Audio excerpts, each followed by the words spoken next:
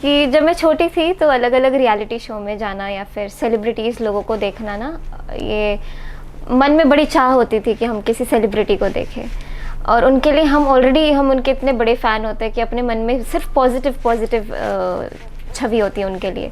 लेकिन मेरे साथ कई बार ऐसा हुआ है कि मैं अपने कभी फेवरेट सेलिब्रिटी को मिली हूँ, लेकिन उनका जो वो एक रूप देखा मैंने सामने से जो काफ़ी कि अरे ये ऐसे क्यों बोल रहे हैं, अरे ऐसे क्यों हटा रहे हैं, ऐसे मतलब कुछ चीज़ें ऐसी होती हैं ना। तो मुझे लगा कि जब मैं बड़ी हूँ और कभी भी मेरे पास ऐसा हो कि मुझसे लोग कभी मिलने आए ना, तो मैं ऐसे ना करूँ ऐसा। और मेरे लिए सबसे ज़्यादा मुझे लगता है कि ये बाकी ये जो फेम या फिर पॉपुलैरिटी जो है ना, ये सब आएगी जाएगी। मुझे मालूम है कि अगर अभी मुझे कुछ लोग सुन रहे हैं फिर कुछ समय बाद ना सुने, मतलब मुझे बहुत ये है कि आएंगे जाएंगे, इससे कोई उतना मुझे इफेक्ट नहीं पड़ेगा। या फिर कुछ भी है वो आएगा जाएगा, लेकिन लोगों को ये याद रहना चाहिए कि जब मैं मैथिली के घर पे गई थी या मैथिली से मिली थी तो मुझे ऐसा महसूस। Hello people, welcome to the another episode of the LIT podcast.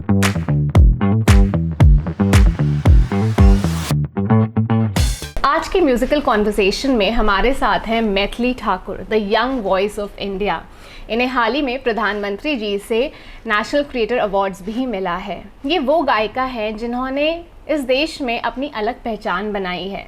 इनका रास्ता आसान नहीं था, काफ़ी मुश्किलों भरा था, पर इनकी सक्सेस से हमें ये सीखने को मिलता है कि रास्ता चाहे कितना भी कठिन क्यों ना हो, अगर दिल में जज्बा है करने का कुछ, तो आप अपनी मंजिल तक पहुंच ही जाओगे। So without wasting time, let's welcome Maithili Thakur in the LIT podcast. Thank you so much. Hello Maithili, I am so excited to host you. कैसे हो आप? मैं ठीक हूँ, आप कैसे हैं? बढ़िया। सो मैथिली, आज का एपिसोड हम आपके एक मधुर भजन के साथ शुरू कर सकते हैं? ज़रूर ज़रूर।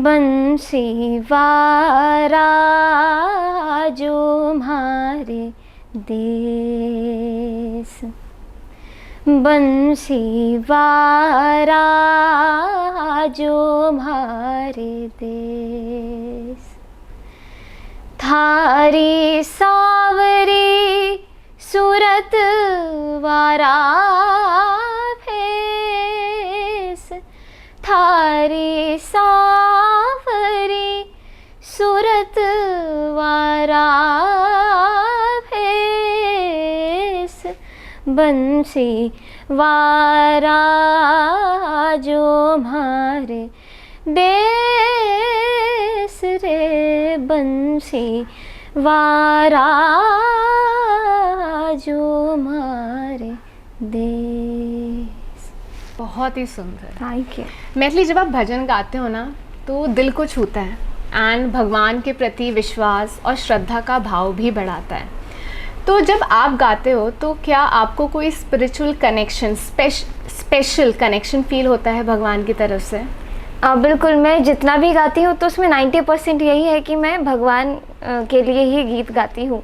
भक्ति संगीत में बहुत रुझान है, तो ऑब्वियसली जब मैं कुछ गाती हूँ और ऐसा लगता है कि वो सामने चल रहा हो, जैसे कि जो मेरे लिए जो बहुत स्पेशल होता है गाना, वो होता है राम सीता विवाह संकीर्तन, जो मैंने बचपन से उसी से मेरा म्यूज़िक सुनना जो है वो शुरू हुआ था। तो जब भी मैं वो गाती हूँ तो मुझे लगता है मेरे सामने ही राम सीता विवाह हो रहा है और वो अलग अलग जो विध के गीत हैं वो सामने सामने हो रहे हैं। वाह।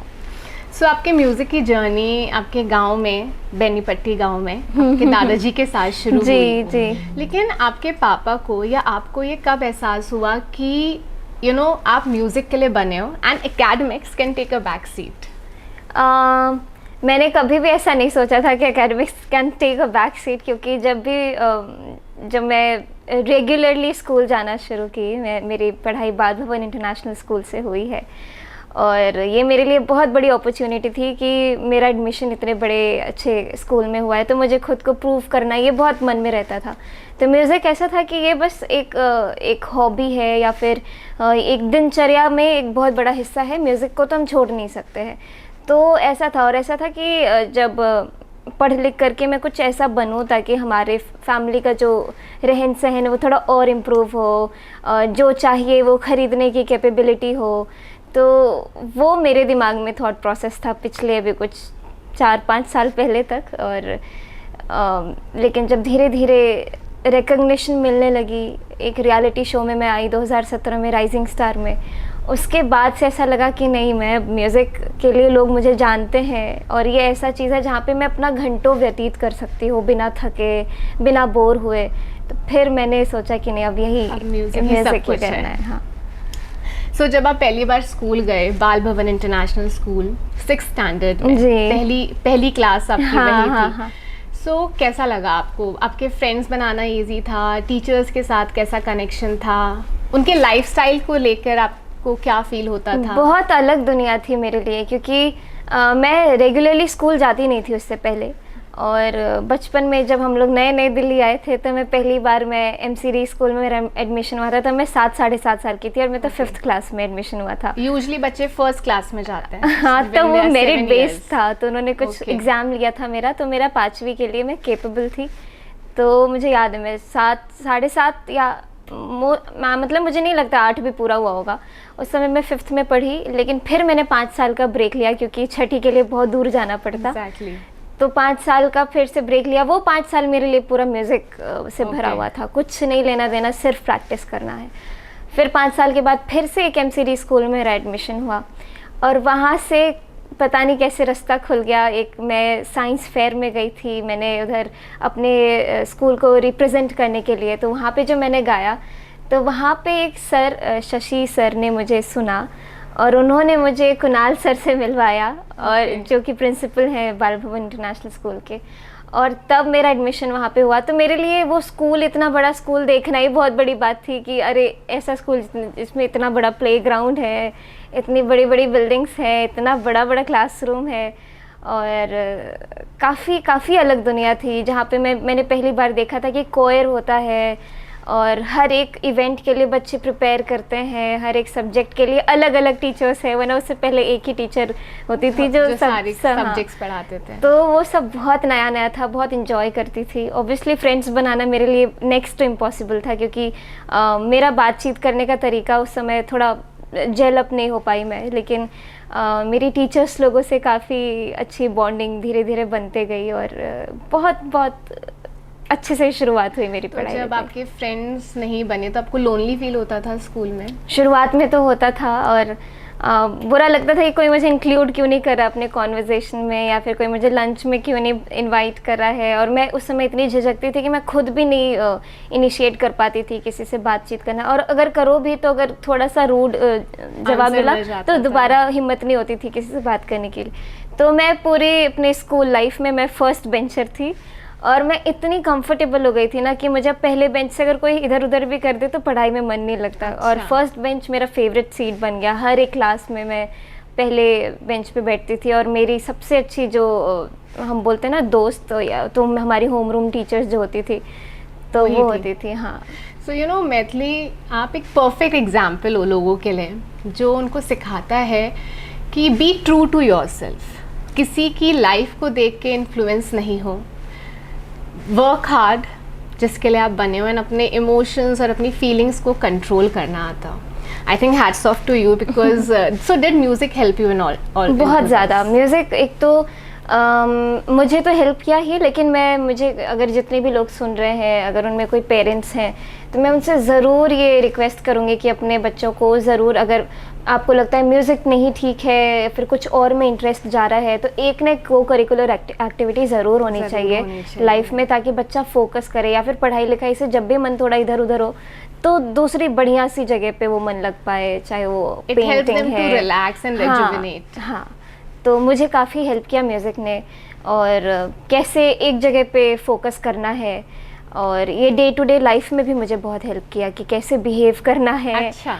या फिर कैसे हाँ, मतलब अगर पढ़ाई ही करनी है तो एक बार में क्लासरूम में बात हुई तो वो समझ जाना वो चीज़ों को, तो वो मुझे म्यूजिक से कंसंट्रेशन बढ़ता है। हाँ, मुझे भी ऐसा फील हुआ, ये मैंने खुद एक्सपीरियंस किया। ओके, सो यू नो आप काफ़ी ट्रैवल करते हो, डिफरेंट डिफरेंट कल्चर्स में आपने परफॉर्म भी किया है, तो कोई ऐसा एक्सपीरियंस जो बहुत ही यादगार हो आपके लिए? ऐसे बहुत सारे जगह हैं। जैसे मैं रिसेंट की बात बताऊं तो मैं अहमदाबाद गई थी।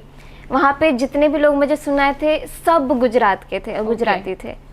और वहाँ पे जब मैं गुजराती गीत गा रही थी तो वो लोग गरबा कर रहे थे और मुझे फील ही नहीं हो रहा था कि मैं बिहार से आई हूँ या फिर यहाँ पे कोई बिहारी नहीं है तो मैं क्या गाऊँ। और एक वो और एक हिमाचल प्रदेश गई थी मैं हाल ही में, जहाँ पे मुझे स्पेशली अनुराग जी ने इनवाइट किया था ताकि वहाँ पे जो महिला पहाड़ी संगीत महोत्सव है वहाँ पे मैं परफॉर्म करूँ, और वहाँ पे भी सिर्फ पहाड़ी महिलाएं थी। तो मुझे काफ़ी अच्छा लगता है कि जब मैं बिल्कुल ही एक अलग जगह जाऊँ जहाँ पे मेरे स्टेट के लोग हों या ना हो, उससे मुझे फ़र्क ना पड़ रहा हो, क्योंकि मैं बिल्कुल उनकी तरह। तो आप कैसे गा लेते हो? आपको गुजराती ये मैं जब म्यूज़िक में आई धीरे धीरे तो मेरा गोल ही यही बन गया था कि मैं अपने आप को एक ऐसा आर्टिस्ट बनाऊँ जो कहीं भी खड़ी हो जाऊँ तो मैं कुछ ना कुछ सुना पाऊँ। हाँ, ज़रूरी नहीं है म्यूज़िक के लिए कि आपको वो लैंग्वेज आनी चाहिए? नहीं, ऐसा ज़रूरी नहीं है, लेकिन हाँ जब मैं बात करती हूँ तो सबसे पहले जो मेरे लिए चैलेंज मैंने पकड़ा था वो है कि शब्द कीर्तन कैसे गाना है, जो कि बहुत ही ज़्यादा नियम से गाना चाहिए। उसको गाने वक्त भी काफ़ी नियमों का पालन करना होता है। उच्चारण बिल्कुल स्पष्ट और साफ़ होनी चाहिए, सही होनी चाहिए। तो ये मेरे लिए पहला अटेम्प्ट था कि मैं कुछ अलग ट्राई कर रही हूँ, और वो चीज़ मेरे लोगों ने इतना प्यार दिया कि अभी भी मैं हर साल जाती हूँ पंजाब सिर्फ 1.5 घंटे संकीर्तन कीर्तन परफॉर्म करने के लिए। अच्छा। जबकि मुझे पंजाबी बोलनी आती नहीं है, लेकिन मैं जब गाती हूँ तो उनको ऐसा लगता है कि ही नहीं है कि आपको नहीं आती। हाँ। सो आपने अभी बहुत छोटी एज में सात्विक जीवन को अपना लिया, तुलसा जी की माला भी धारण कर रखी है, तो कैसा होता है ये सात्विक जीवन? कितना बेटर होता है नॉर्मल लाइफ से, और क्यों लोगों को सात्विक जीवन की तरफ आगे बढ़ना चाहिए?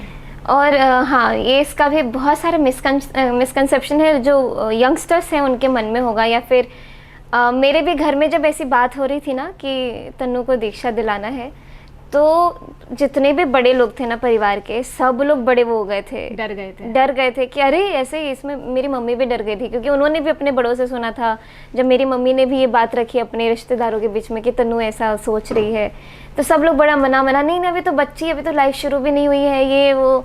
और मुझे भी बड़ा डरा दिया था सबने कि ये तो बच्ची हो, सबसे कुछ तो होगा ही नहीं ऐसा। लेकिन ये बहुत ही सिंपल है, और ऐसा नहीं है कि इसके लिए आपको बहुत सारे सैक्रिफाइसेस करने हैं। अच्छा। तुलसी जी की माला ये ऐसा है कि एक बार आप धारण कर लेंगे ना, आपको अपने आप चेंज फील होगा। अच्छा। आपको कुछ भी एफर्ट्स डालने की ज़रूरत नहीं, बस यही है कि हाँ, नॉनवेज आप बिल्कुल नहीं खा सकते हैं, बिल्कुल भी मदिरा टच भी नहीं कर सकते हैं। तो ये तो बेसिक रूल्स हैं जो आपको फॉलो करने हैं। लेकिन जो काफ़ी सारे लोग इसको एक बहुत बड़ा वो बना देते हैं, हवा बना देते हैं कि नहीं ये तो बहुत ही अलग लाइफस्टाइल हो जाएगी। ऐसा कुछ नहीं है।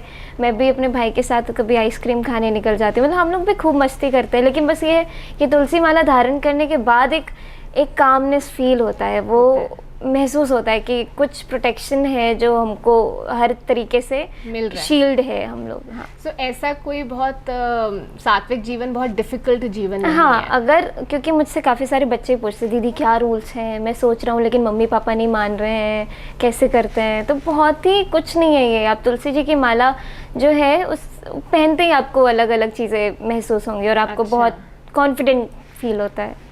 ओके, सो सात्विक जीवन के कोई 3 मूल्य सिद्धांत आप हमारे यंग जनरेशन के साथ शेयर करना चाहोगे? मैं खुद वो चीज़ें एक्सपीरियंस कर रही हूँ, और ऐसा 3 मैं पॉइंट टू पॉइंट नहीं बताऊँगी क्योंकि इसमें बहुत ही ऐसी चीज़ें हैं जो धीरे धीरे करके प्रैक्टिस करते हुए लोग उसमें मास्टर हो सकते हैं। जैसे झूठ नहीं बोलना है, दुख नहीं पहुँचा सकते हैं आप किसी को, और नॉनवेज ना खाना ही सबसे बड़ा एक ये है कि आप किसी इंसान, मतलब हम तो जानवर में भी जीव है, उसको नहीं मार सकते हैं आप, उसको नहीं खा सकते हैं।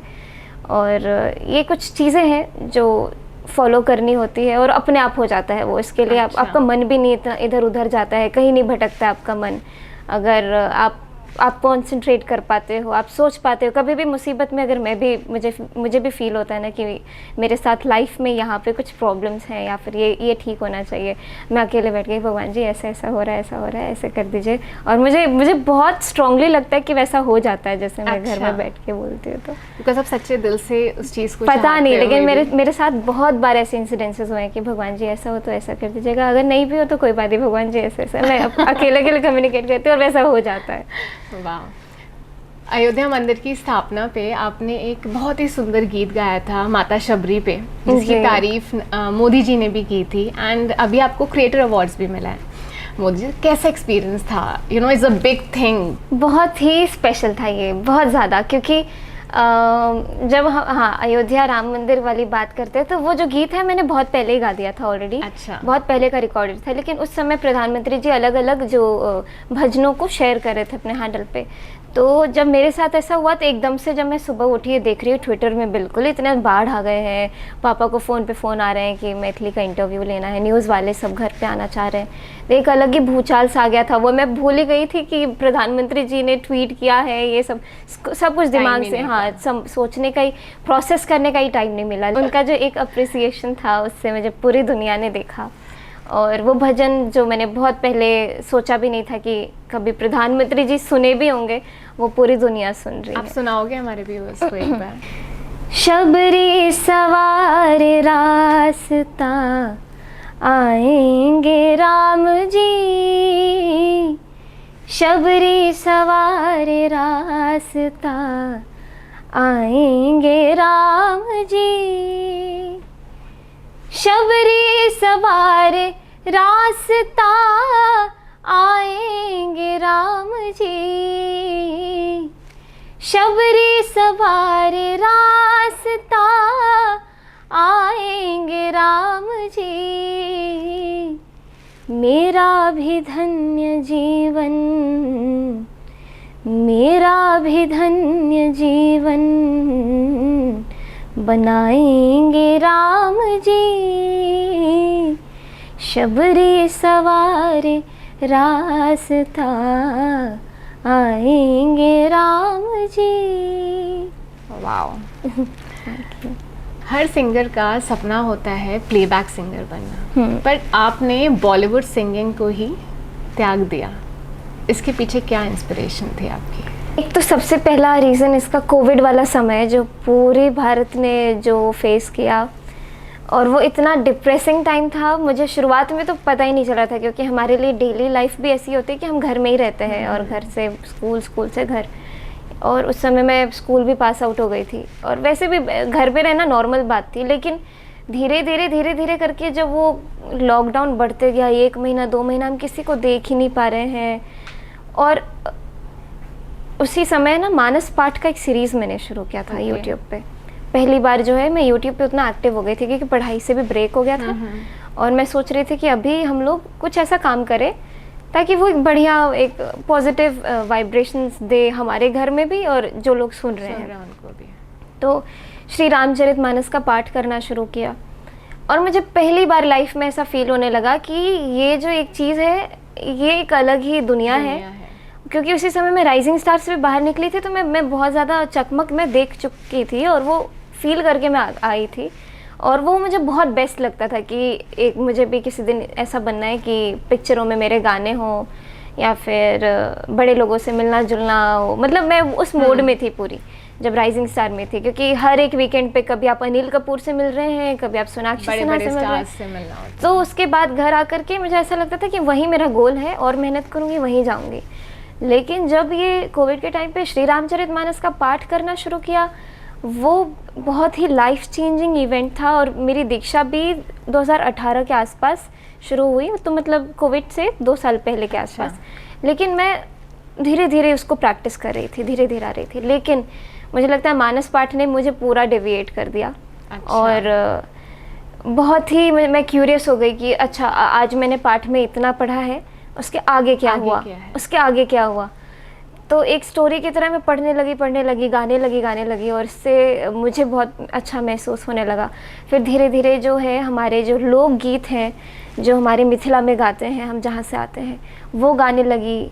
और राम सीता विवाह संकीर्तन जिसका मैं जिक्र कर रही थी, जो बाबा से मैं बचपन में सुनते हुए मैं बड़ी हुई हूँ, वो गाने लगी तो मुझे लगा कि बस यही है अब जो है, यही दुनिया हाँ है। हाँ, मैं कभी भी उस चीज़ के पीछे अब नहीं भागूंगी जहाँ पे मुझे एक शांति ना मिले। और क्योंकि यहाँ पे मैं ऑलरेडी एक ऐसा चीज़ एक्सपीरियंस कर चुकी थी कि इसके आगे सब कुछ फीका फीका लग रहा था। ओके, तो ये आपके अपने अंदर मानस पार्ट ने आपको हाँ, इंस्पायर किया कि हाँ। आप बॉलीवुड सिंगिंग पे और उस समय बॉलीवुड के बारे में काफ़ी हम गलत गलत न्यूज़ भी देख रहे थे टीवी पे आए दिन। एक हमारे बिहार के एक्टर सुशांत सिंह राजपूत, उनका जो न्यूज़ था वो तो ऐसा था ना कि हमको लग रहा था हमारे कोई भैया है जिनके साथ इतना बुरा हुआ हो, जबकि उनको कभी देखी नहीं थी, कभी बात नहीं की थी, लेकिन इतना पर्सनल लॉस लग रहा था वो।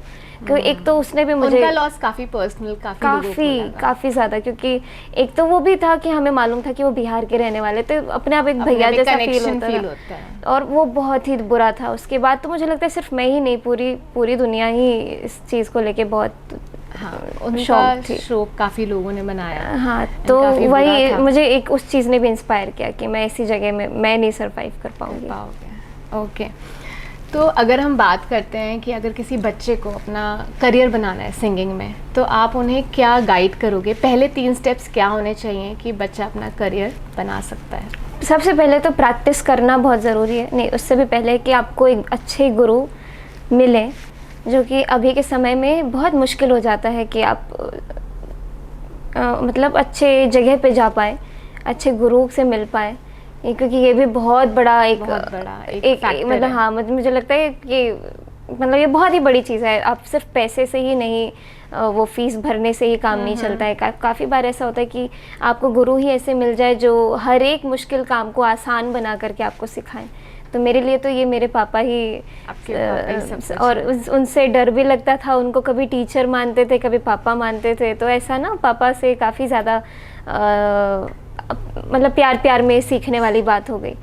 तो सबसे पहली चीज़ है कि आपको अच्छे गुरु मिले, उसके बाद अभ्यास अभ्यास अभ्यास, सिर्फ अभ्यास करिए। ऐसा कुछ होता है कि कोई राग, पर्टिकुलर राग से शुरुआत होती है? ऐसा होता नहीं है, ऐसा नहीं होता है, लेकिन मोस्टली जो पापा भी जब मुझे सिखाते थे, तो जो बेसिक राग जिसमें संपूर्ण जाति का जो राग होता है, संपूर्ण जाति मतलब जिसमें 7 स्वर लगे हों, उसको हम संपूर्ण बोलते हैं। अगर उससे शुरुआत करते हैं तो बच्चे के लिए आसान हो जाता है। हालांकि बहुत सारे ऐसे राग हैं जिसमें सिर्फ 5, जैसे भूपाली की बात करें तो उसमें लोग सिखाना शुरू करते तो भूपाली से ही सिखाना, मैंने बहुत मोस्टली देखा है लोगों को।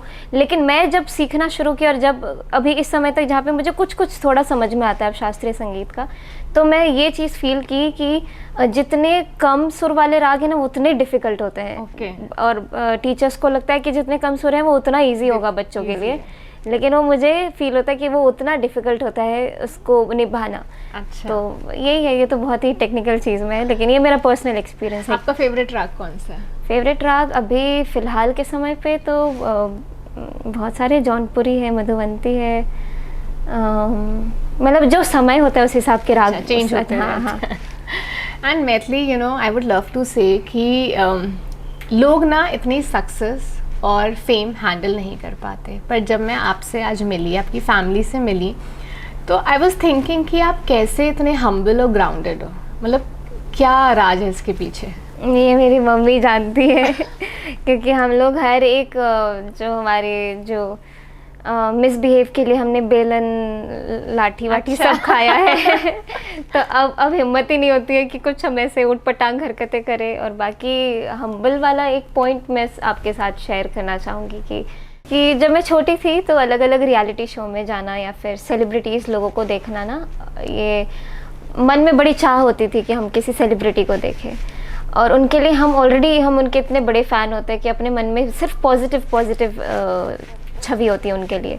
लेकिन मेरे साथ कई बार ऐसा हुआ है कि मैं अपने कभी फेवरेट सेलिब्रिटी को मिली हूँ, लेकिन उनका जो वो एक रूप देखा मैंने सामने से, जो काफ़ी कि अरे ये ऐसे क्यों बोल रहे हैं, अरे ऐसे क्यों हटा रहे हैं, ऐसे मतलब कुछ चीज़ें ऐसी होती हैं ना। तो मुझे लगा कि जब मैं बड़ी हूँ और कभी भी मेरे पास ऐसा हो कि मुझसे लोग कभी मिलने आए ना, तो मैं ऐसे ना करूँ ऐसा। और मेरे लिए सबसे ज़्यादा मुझे लगता है कि ये बाकी ये जो फेम या फिर पॉपुलैरिटी जो है ना, ये सब आएगी जाएगी। मुझे मालूम है कि अगर अभी मुझे कुछ लोग सुन रहे हैं, फिर कुछ समय बाद ना सुने, मतलब मुझे बहुत ये है कि आएंगे जाएंगे, इससे कोई उतना मुझे इफेक्ट नहीं पड़ेगा।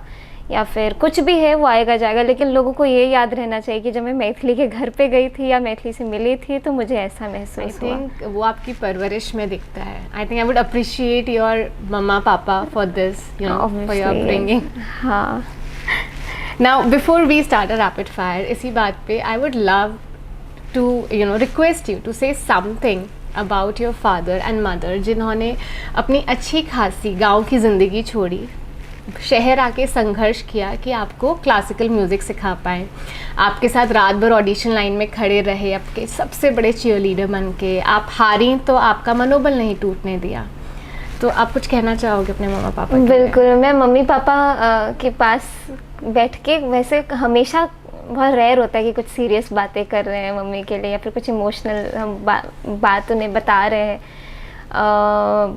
लेकिन कभी ना कभी पापा बताते हैं कि उनकी बचपन की लाइफ कैसी थी। और गांव में जो है बहुत बड़े ज़मींदार हैं पापा की फैमिली से, और आधा गांव ही मान लो कि ऐसा है कि अपना खेत है, अपना पोखर है, खाना पीना सब अपने ही हाथ से टूट के भिंडी आ रही है, हम ही, मैं बचपन मुझे याद है मैं ही तोड़ के जाती थी और वही बनता था। तो वो सब छोड़ करके जब पापा दिल्ली आए तो कैसे बहुत ही ज़्यादा ज़ीरो, मतलब स्क्रैच से शुरू किया। और मम्मी बताती है कि हमारी भी जब शादी की बात हो रही थी तो ऐसा था कि अरे राजा के घर जा रही है, लेकिन जब शादी के बाद मम्मी दिल्ली आ गई थी तो कैसा वो अलग ही, बहुत ही अलग तरीके से। तो मम्मी पापा को मैं थैंक यू, तो बहुत ही छोटी बात हो जाएगी बोलना। मैं बस ये चाहती हूँ कि मैं उनको इतना प्राउड फील कराऊँ, हम तीनों भाई बहन इतना कुछ अचीव करते जाएं ताकि उनको ऐसा लगे कि सब वर्थ इट था।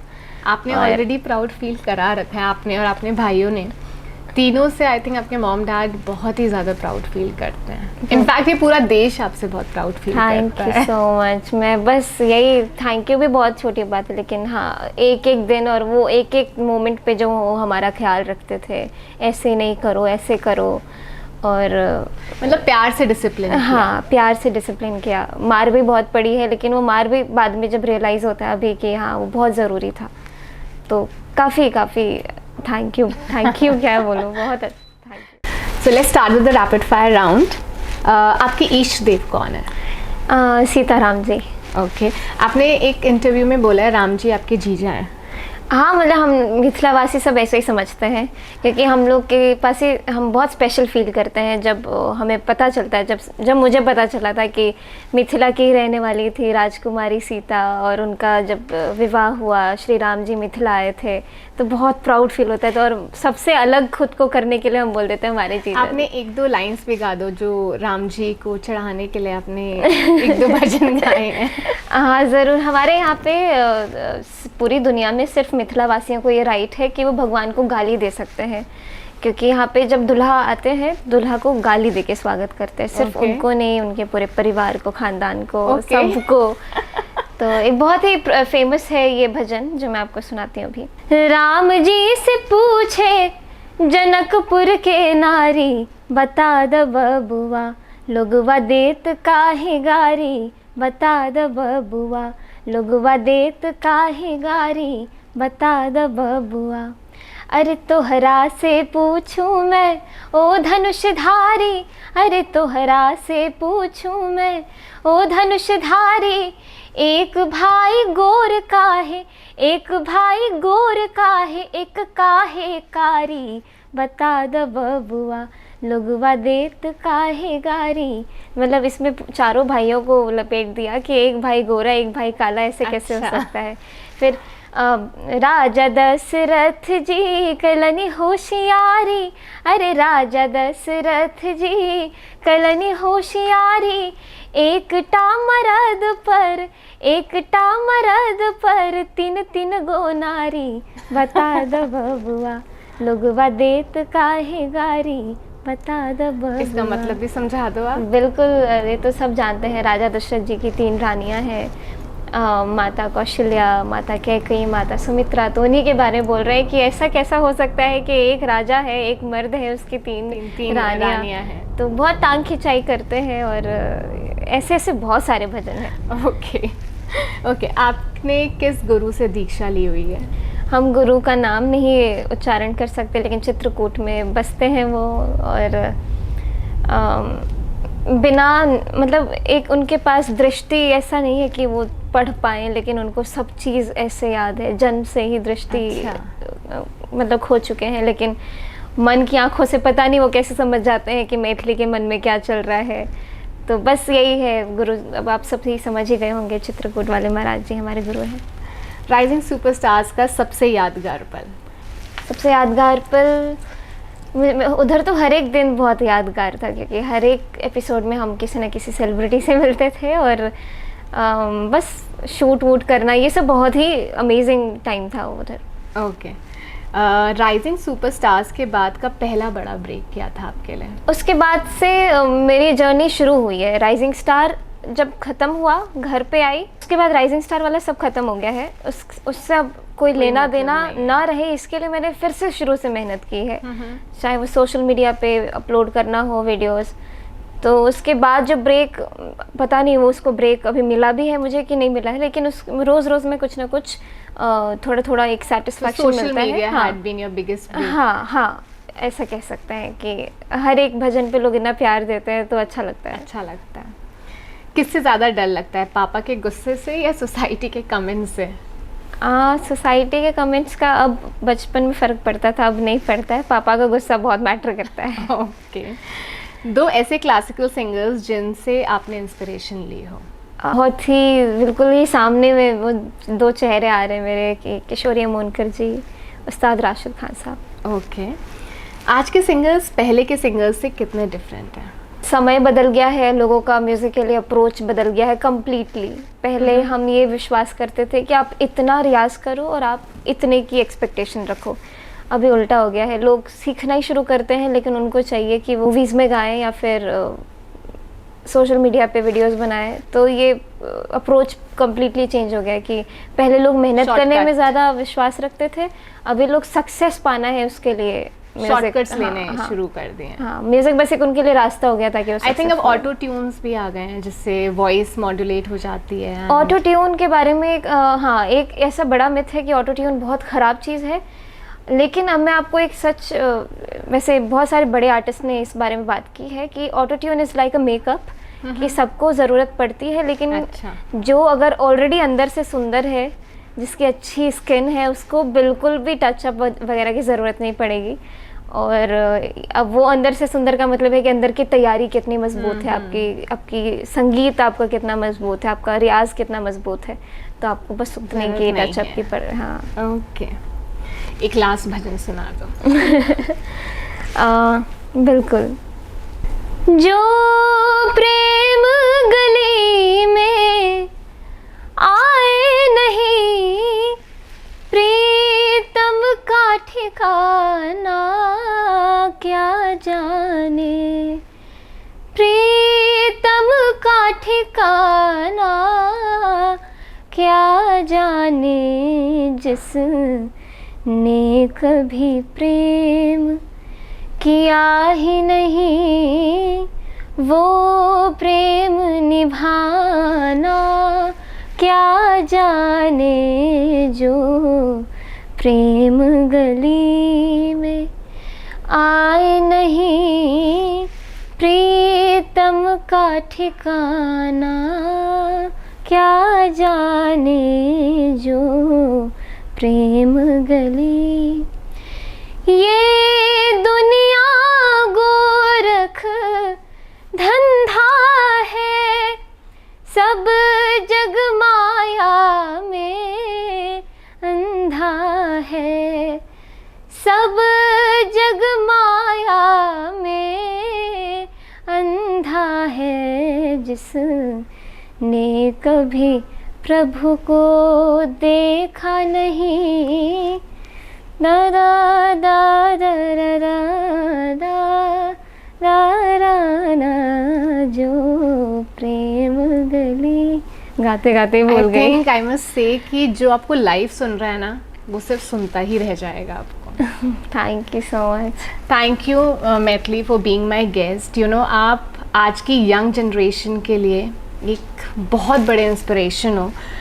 आजकल के बच्चे कीर्तन और भजन को सोचते थे कि ये बड़े लोगों के गीत हैं, बट जब से आपने शुरू किया, I think you are motivating them to sing spiritual songs, to get connected to God.